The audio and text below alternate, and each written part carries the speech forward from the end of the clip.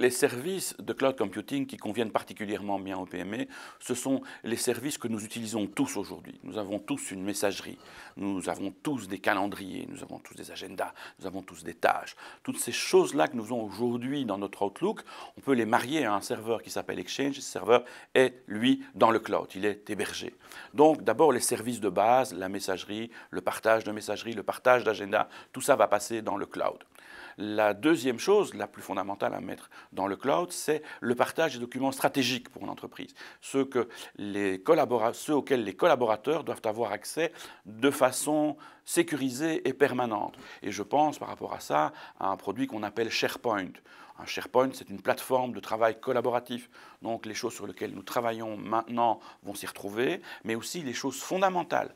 Et dans un SharePoint, je peux avoir des espaces de travail. Ça, c'est utilisé principalement pour les gens qui travaillent à l'extérieur ou qui assemblent des groupes de travail où les gens travaillent à distance, plus des gens à l'intérieur. On met tout ça dans un groupe de travail virtuel. Ce groupe est hébergé. Nous utilisons les documents au même endroit.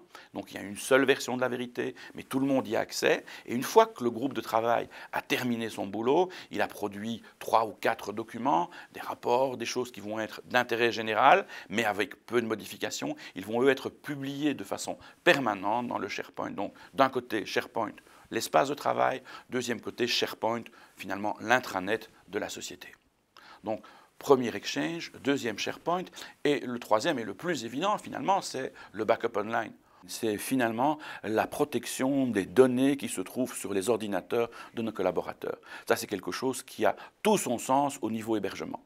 Pourquoi? Parce que finalement, ce n'est pas le backup qui est intéressant, c'est la récupération des données. Et aujourd'hui, si pour récupérer des données, vous devez aller charger une bande, faire venir les choses, etc., ça prend très très longtemps. Alors que là, ça se trouve en hébergé, j'en ai besoin, je clique, j'appuie, ça arrive. Donc finalement, tout ça a plein de sens d'héberger nos données. Héberger nos données pour travailler de façon mobile, héberger nos données pour travailler de façon efficace, héberger nos données pour travailler de façon sécurisée.